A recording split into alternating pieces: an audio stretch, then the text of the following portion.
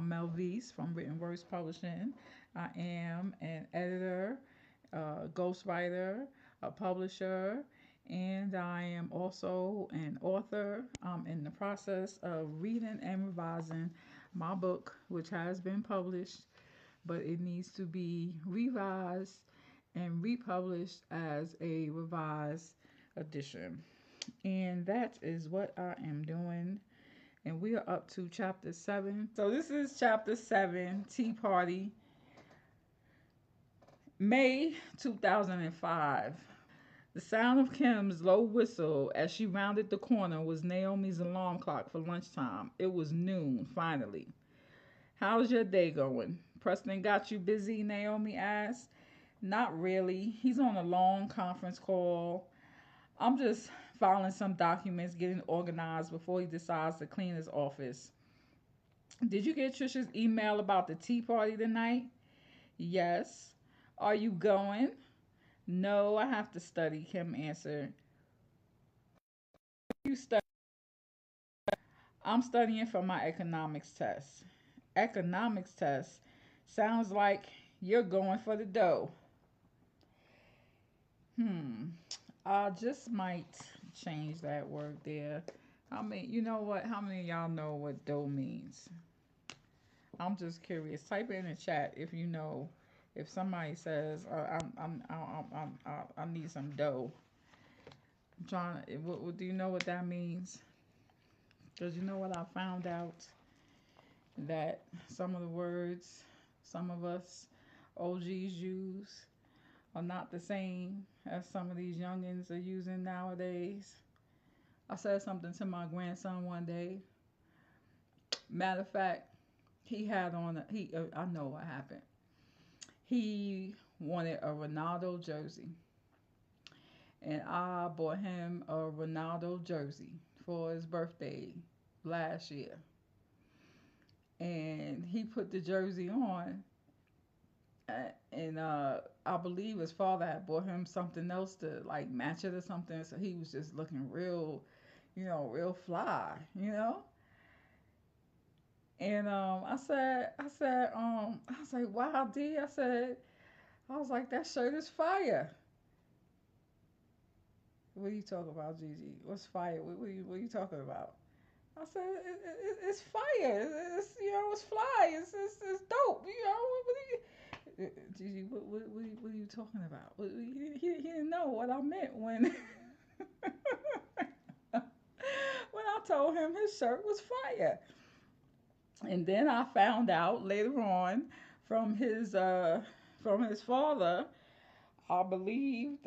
Oh shoot, I forgot what the current term, what the equivalent of fire is. Uh, Bussing, I think it is, or something like that, is what they say now. I don't know. But then when I said that to him, then he knew what I was talking about. So then when I said, "Yeah, it's fire," then he knew what it meant when that shirt is fire.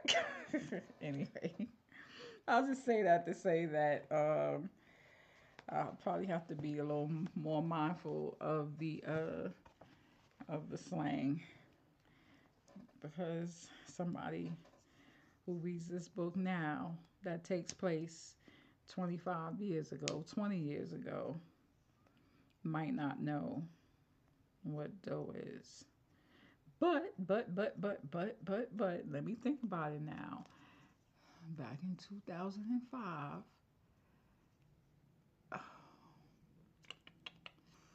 I don't know. I'm gonna have to think about it. I might change that. Anyway, let me go back to the beginning. I don't gotta go back that far. So what are you studying? "I'm studying for my economics test." Economics test sounds like you're going for the dough. "Yes, I want to be a financial analyst so I can successfully invest my money and tell everybody else how to invest their money." So I'm going to change that to just and tell everybody else how to invest theirs, because I don't want to use the word money twice. So I'm gonna say, yes, I want to be a financial analyst so I can successfully invest my money and tell everybody else how to invest theirs.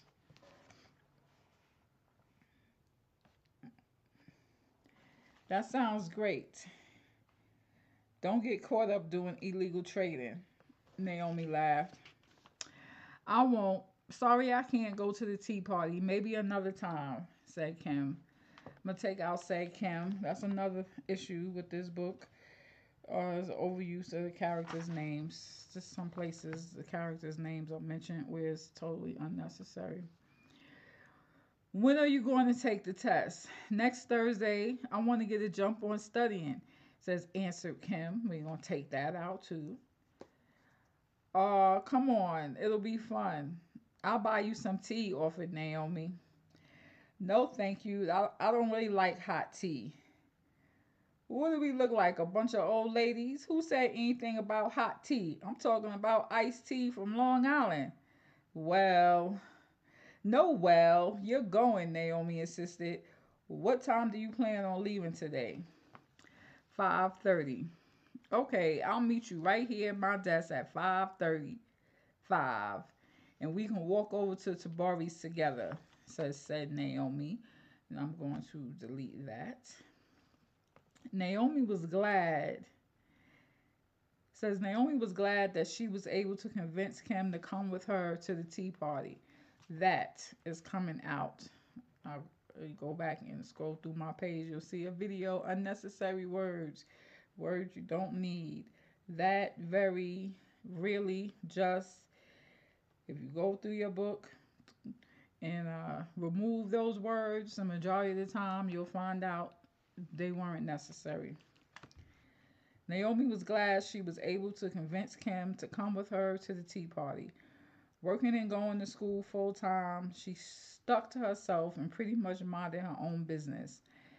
That's why Naomi couldn't figure out why Darlene always had something negative to say about Kat.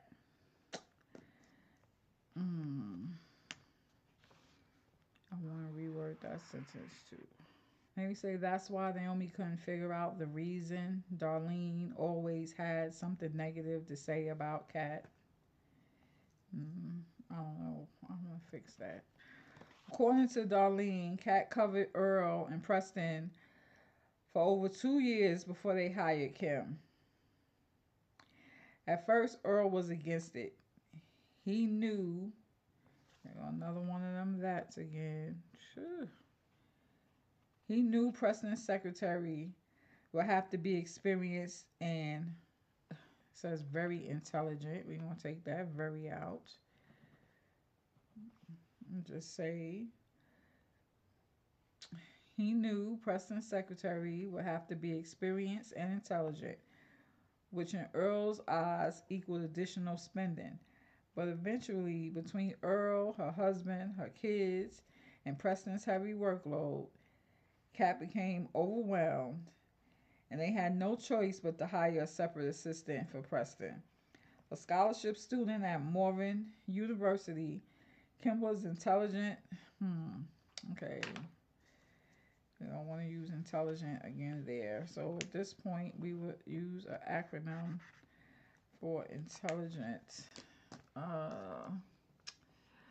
So I am going to open up my thesaurus so I can find a better word. The thesaurus, the dictionary app, is the writer's best friend. Okay, always, if you're not too sure on the meaning of a word, look it up in the dictionary to make sure that you are using the proper word. And if you need a synonym for a word, the dictionary app also has a thesaurus. We could say a scholarship student at Morven University. Kim was, we could say she was bright. We could say she was smart. Yeah, I'll say bright. A scholarship student at Morven University, Kim was bright with, it says very little. We're going to take that very out. mm, with little legal experience. Let's say with minimal legal experience. To Earl, that equal a fast learner at entry level pay. To Cat, it meant a moment to breathe. Yeah, man, them attorneys, all they thinking about is the dough, the dough, the dough, the dough. Earl would rather share his secretary with his partner to avoid having to pay another employee and work his secretary to death and oppose the hiring another attorney, another secretary. That didn't last too long. When Naomi returned from lunch, she gave Kim a once over while she walked away. She could clearly see, says Kim's potential. I'm going to change that to her. She was a young, petite girl with a plain Jane common approach, wearing a dark brown button down blouse, a skirt that hung all the way down to her ankles, and she wore her hair all natural, like a lot of black women. Shout out to all the natural girls. Naomi couldn't see why Kim did not flaunt her assets. She dressed like a grieving widow. If I ever get my hands on her, it'll take me no time to do wonders with that girl, Naomi quietly said to herself. She began to think of all the ways she could help Kim express her beauty. I want to reword that sentence too. I'm thinking she began to think of ways. No, no. This is messed up because you know what you're supposed to do. You're supposed to follow your own advice. Uh, the other day, I posted a clip from one of my lives about catch it when you can. So I had rewrote a sentence, but I didn't write it down. And then I went to go write it down. I couldn't find the notepad. And then once I found the notepad, by the time I got ready to write it down, I forgot what the sentence was. And so I did a video, letting you gotta catch it while you can. You gotta catch it when you first think about it, right? And so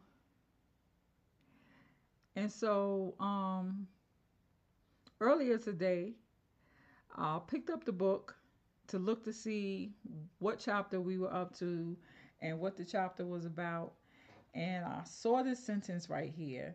And I thought about a rewrite for this sentence right here. And I was like, okay, so I'll do that later tonight, right? Now I know I thought of a rewrite for this sentence right here. Why didn't I write it down when I thought about it earlier? The paper was sitting right here. All I had to do was just write it down when I know for a fact that when you try to go back to it later, no matter how good you think it is, when you come back to it later, you are not going to be able to. It's gone. It's gone. It's gone. Now I got to rethink how to reword that sentence. I know when I thought about it earlier, I had a good sentence to replace that. All right.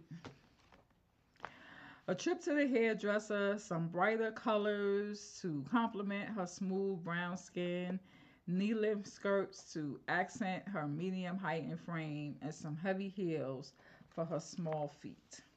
So there's a section break here, scene break. Amazing, Trisha boasted with the grin. For once, we were all able to leave work on time. Yes, we did, and it's time to get our drink on. My freedom is rapidly ticking away, said Kat. She snapped her fingers at the waiter. Excuse me. We'd like to order. I'm surprised your clan let you stay out, Trisha teased Kat. Shut up. At least I have a clan and a man, Darlene bluntly said. Oh, that was low. So what? She started it, Kat playfully commented and stuck her tongue out at Trisha. Darlene was the first to see Kim with Naomi when they approached. I see you two decided to join the ABC. Darlene addressed Kim directly. Are you sure you're old enough to drink? What's the ABC? Asked Naomi. The attorney bashing club, Kat, Trisha, and Darlene called out in unison. I don't know if Kim wants to be a member of your so called ABC, but I'm sure she's old enough to drink. As hard as Preston has been working you lately, I'm sure you need it, Trisha said to Kim. Kat's cell phone rang. Darlene jokingly said, I hear a phone and it's not mine. Ooh, there's another error. I'm glad I did go back and read this again. Do you know that when you say mine, you do not need the S on the end? Mine. That's it. Sometimes when people say mine, they'll say mines or they'll type mines, but that's incorrect. You don't need the S. I didn't even catch that the last time I read it. I know when I actually pull up the Word document, I'm going to do an extensive amount more editing. I'll catch more things that I didn't catch this first time, and uh, some of these sentences that I need to rethink that I didn't catch when I should have caught them the first time. So it's my phone. Kat answered the call. Hello. Speak up. I can't hear you. I told you not to call me unless it's an emergency. I'm trying to get some me time tonight. Let me speak to your brother. What are you fighting over? Why are you fighting over a pair of sneakers? No, I bought you what you asked for. Well, if you wanted a pair like his, you should have told me. Now give Andrew his sneakers back and don't call me again unless it's an emergency. Where's your sister? That's good. You should take a nap too. Doesn't matter how old you are, Aaron. I'm going to hang up my phone now. Goodbye.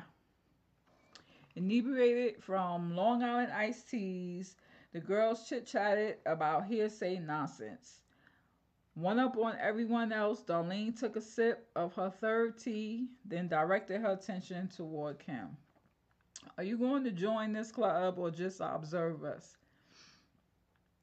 She nodded her head, sipping on her. Kim nodded her head, sipping on her drink.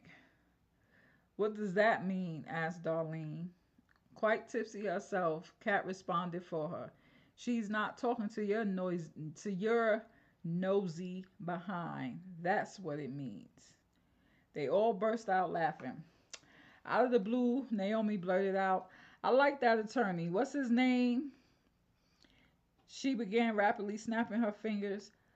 Who? Asked Kat. You know the sexy one. I can't remember his name. Oh, wait a minute. There are a lot of sexy ones. Which one? Trisha grinned. Give me a description. I'll give you a name. He's about 5'10", broad shoulders, wavy hair. He is fine. Nice, dark chocolate brown like a sweet Hershey bar. Ooh, and his voice is a deep baritone like a new age Barry White or something. Naomi licked her lips. Makes me want to take a ride. What makes you say that? Has he been hitting on you? Darlene asked. No, I've been hitting on him. Why? Would it make you jealous if he was? Naomi responded with a smirk.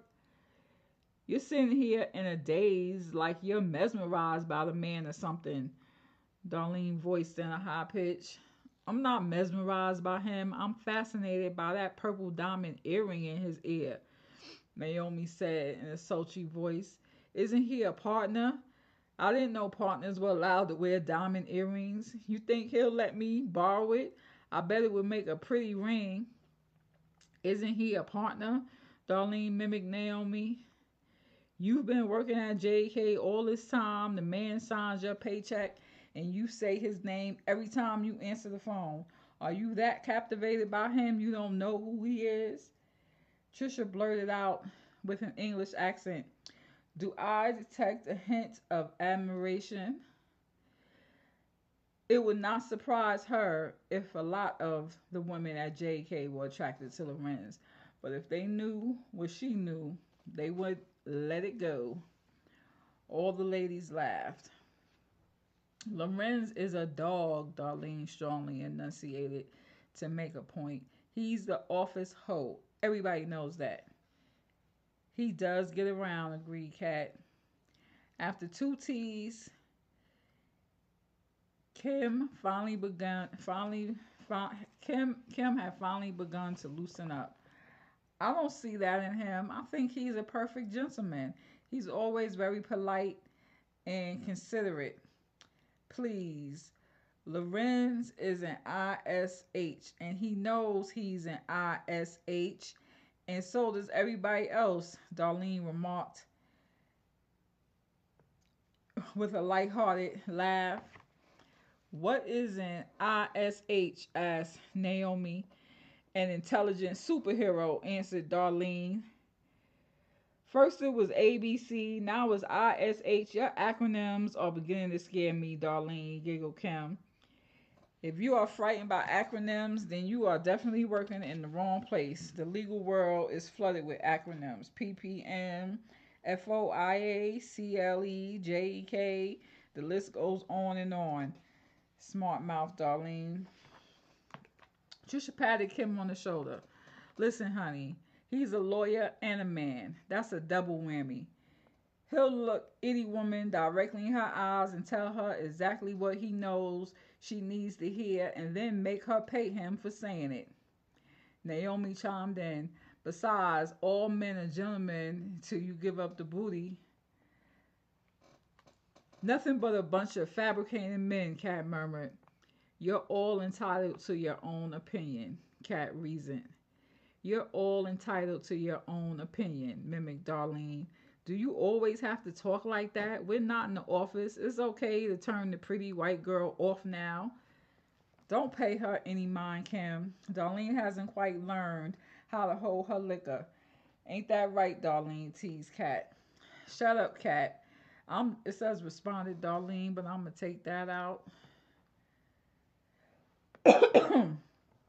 I'm just saying. She's sitting here talking about perfect gentlemen. Forget gentlemen. What? Oh, ooh, ooh, ooh, ooh, ooh. Okay, okay. Y'all gotta remember now. It's Friday. They just got off work. I don't think it didn't even indicate what day of the week it is. We just know that they just got off work and they don't went to the bar and they getting tore up. They having a quote unquote tea party. They ain't drinking hot tea and they ain't drinking iced tea. They drinking iced tea from Long Island. Okay? They don't had about 2 or 3 of them already each. And they sitting here and they talking crap. I'll just have to remind y'all of that before I read this next sentence. Where was I? Okay. Shut up, Kat, responded Darlene. I'm just saying, she's sitting here talking about perfect gentlemen. Forget gentlemen. What Kim needs is some good DICK. And she ain't gonna get it. She says she ain't gonna get none, but I'm gonna change that to it. She ain't gonna get none. She ain't gonna get it walking around looking like that and talking like she never ate fried chicken and collard greens. I wasn't trying to spark an argument, explained Naomi. All I said was the brother is fine. Damn, Darlene. You're always talking about what everybody else got and what everybody else needs. If having a man is so great, why are you always talking trash about yours? Trisha asked Darlene.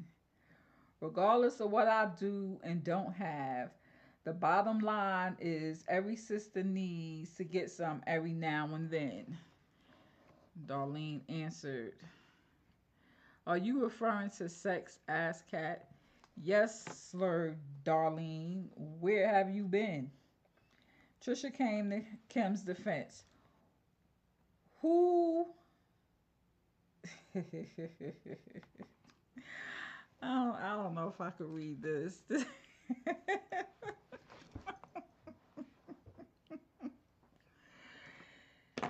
Okay, let me see how I can read this and soften it up.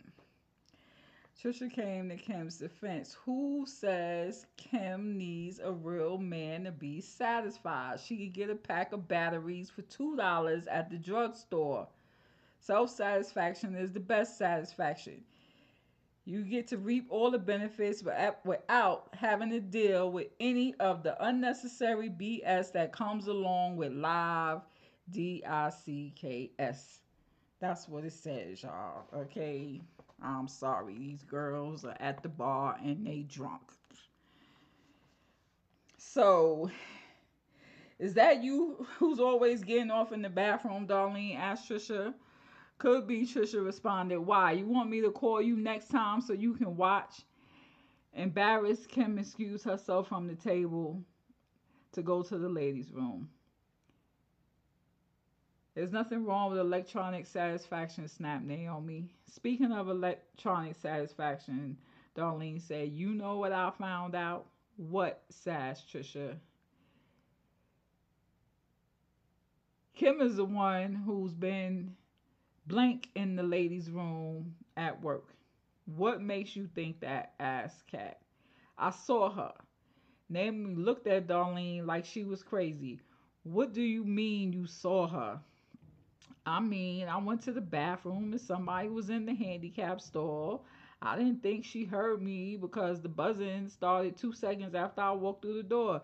When I flushed the toilet, the vibrator stopped. Stop playing, Darlene, remarked Trisha. You're I can't believe you're absurd. I'm serious. I looked under the stall. Nobody else wears those stale, ugly ass old lady shoes except Kim. But I wanted to be sure, so I peeped in the stall. You peeped in the stall. Now I know you're crazy, said Kat. Look, almost every time I go to the bathroom, somebody's in there burning batteries. I want to know who the office nymphomaniac is. You're taking this too far. Just because Kim is quiet and reserved doesn't mean you can label her as a freak, rebuffed Naomi. Besides, we saved that title for you, Darlene. Even more so now that you've disclosed your fetish for peeping in the stalls in the ladies' room, said Trisha. Shh. Kat lightly shook her head in an effort to warn the girls when she saw Kim returning to the table. Trisha swiftly changed the subject. Earl is such an a-hole.